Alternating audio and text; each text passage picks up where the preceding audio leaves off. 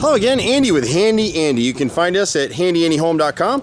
We're out reviewing some repairs for a homeowner in Lawrenceville, and we use these videos to show owners what they're looking at on their home. They can get other bids or whatever they want to do, but this homeowner's really tried to stay after her home. She's done a number of things to it. She's tried to keep it painted and caulked, and what she's got going on here is all the painters, pretty much 99% of them in Atlanta, they get garage doors like this one here. It's a nice big double size wooden garage door. There's nothing wrong with it, but you can see how they never caulked any of these panels. You'll see the gaps here in every one of them.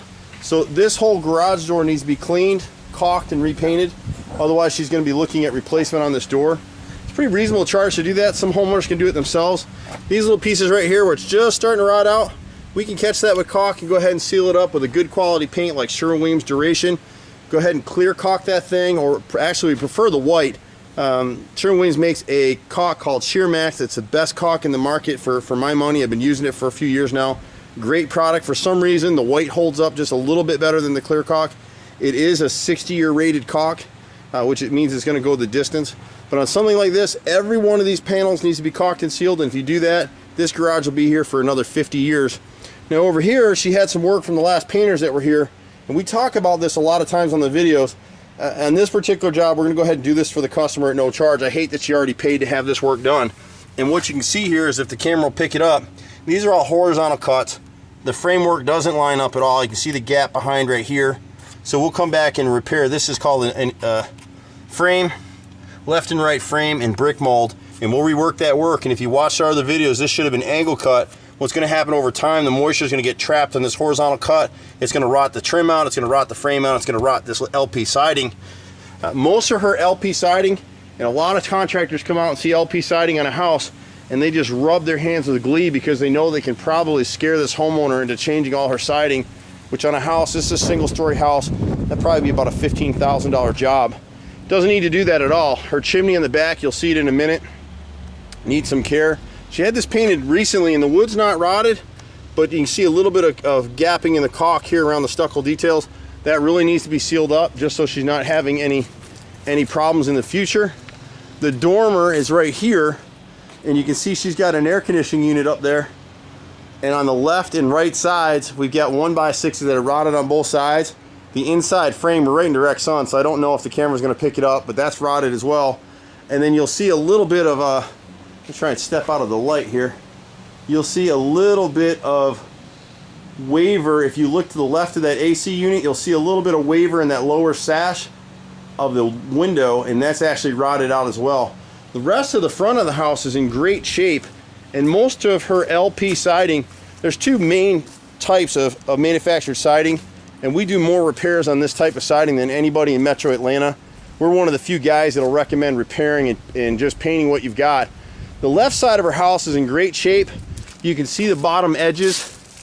If you look up and look down this line, it's uniform, it's sealed up nice. Whoever painted this side did a pretty good job. She should really come back and spot caulk some of this stuff, because she's to a point now where you can see they caulked some, they didn't caulk others, kind of hit or miss.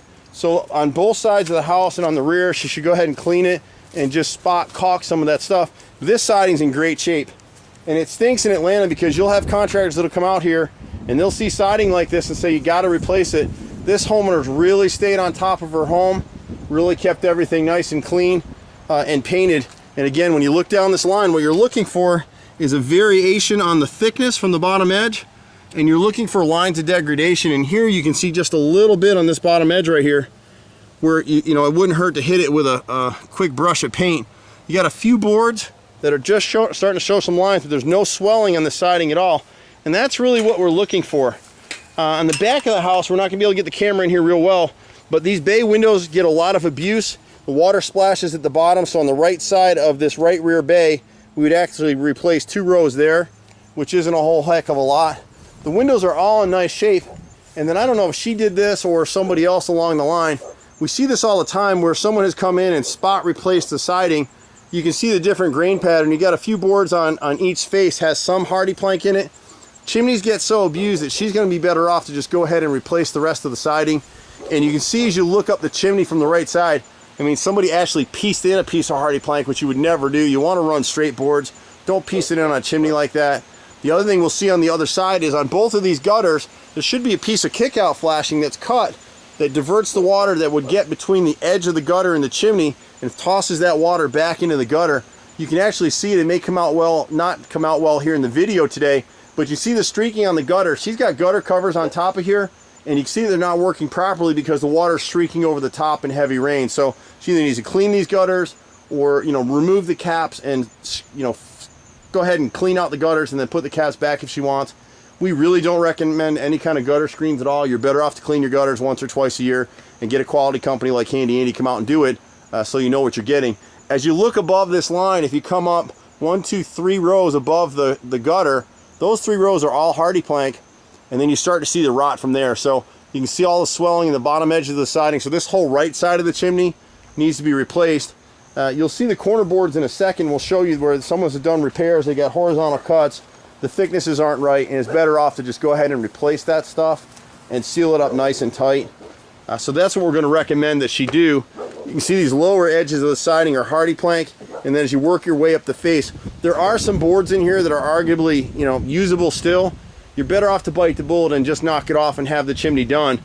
Most chimneys like this one is on the way out, and so what'll end up happening is as we try to do the work and repair it, as we remove the lower boards, as we work our way up the chimney, we're going to end up damaging these other boards. LP siding, which is what this is made of compressed wood chips, glue, and rosin. And what ends up happening is that even when it seems to be in pretty good shape, as you start pulling and messing around with, so you can see right here, perfect example, this board looks really good until you hit the bottom edge, and now you can see what's happening here, and I don't want to pull it all the way from her. And you'll see when you look at the bottom edge of that siding, that's letting you know that it's shot. And what ends up happening is when we put our ladders on here, there'll be some voids. People always forget that a house like this, this area in here isn't insulated more than likely. So you've got AC air in this fireplace chase that's probably 75, 78 degrees. You got 120, 160 degrees on the outside edge from the sun. So you got condensation that's actually forming on the inside edge of the siding. So this type of siding, even if you've done a great job painting everything up, buttoning it up, and caulking it all up, it's going to continue to rot from the inside out. Looking at the corner boards right here, you can see the difference in the depth. See it better from this side. They just need to be worked. This is a 5/4 board. We'd go ahead and replace the whole thing. It's not a huge expense. It's better off to go ahead and do that. We can line up our siding and go. Here you'll see some of the streaking. If you look really carefully, it's going to be hard because I'm in the sun right now, but you'll see some streaking down this side, and that's the water that's getting between this gutter right here and the siding. So the kickout flashing, its whole purpose is, and it's a code requirement actually, but we find it all the time though, they haven't done it, where it'll keep that water from getting in that gap and it'll toss it back in the gutter where it belongs. You can see the bottom edges of the siding as you look up the left side. It's all shot and needs to be replaced. And what we've done is we've given her credit for the hardy plank that's here. So we'll just go a linear foot, however many feet of siding is here, and that's how we'll replace it. The rest of her house back here is in pretty good shape. These lower boards just need to be touched up. I wouldn't go ahead and replace them now. We've got one lower board on this bay window. You can see the chipping on it. Just that bottom row would be replaced. We would go ahead, she's had an issue back here with the gutter before. They rehung it, and you can see the gap underneath. We go ahead and paint that stuff up because otherwise our friends the board bees will be on that stuff pretty quick. She's got some board bee damage on other places of the house. We have an additive we put in the paint that kind of deters them from doing their business. We should be paying those guys because they create a lot of work for Handy Andy.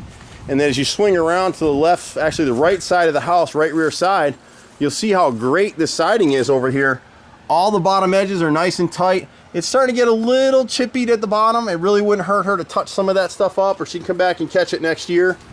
But you're starting to see some nail holes recessing in the siding, like right here, and that's going to start costing you money. They never caulked this side. Whoever did the other side did a real nice job, but over here they didn't do much of anything. So I would come back through, and you can see it a little more pronounced right here, right there, right here, right here. But if you look at the bottom edges, it's nice and tight, so there's no reason for her to really worry about replacing all the siding. And I can see from looking at the house that she's really tried to do a bang-up job in maintaining the property. But it's so hard to get good quality guys out here. Even the painters who did this house, they didn't really prep it properly. And unfortunately, you know, painters hustle. And it's kind of like we talk about it all the time. When you pay a painter, you know what it looked like when it started. You know what it looks like when they finish that week. But that's like, you know, getting your car washed and I say this all the time, and you pay the guy for a wet car, and when it dries down, you just bought a wet, dirty car. When it dries down, all the dirt's still there because they didn't really clean it. Same thing here. Paint jobs, getting a good quality paint job in Atlanta is really tough. Everybody wants to spray. Nobody wants to do the work properly. But this is definitely an owner who's tried to stay up on her house. Hopefully this has helped her, and it'll help you. Really, once she knocks out that chimney and just squares away a couple rotted pieces of wood, she'll be good in this house for another 6 to 10 years without any major repairs. The other thing she's going to want to do, and you'll see this on a lot of the houses that we shoot, go ahead and trim these bushes back. They should be, you know, at least 2 foot clear all the way around the house, and people forget about it. But you want to keep it off. You keep the insects from getting into your house. You want to keep the branches from damaging your trim, holding moisture, any of that kind of stuff. This is very typical type repairs that we get called out on. She may have some issues, and I won't tell until I can get up on it. But the siding on the dorm on the left and right sides appears to be in good shape. But we'll be able to hand test all that once we get to the job. I'm Andy with Handy Andy. If you see that truck on the road, certainly wave to me. I'm usually in this one. We've got a number of guys running all over Metro Atlanta. We do all kinds of wood repair, handyman type repairs.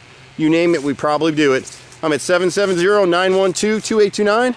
Andy with Handy Andy. You can find us online at handyandyhome.com. Take care and have a handy Andy day. Bye now.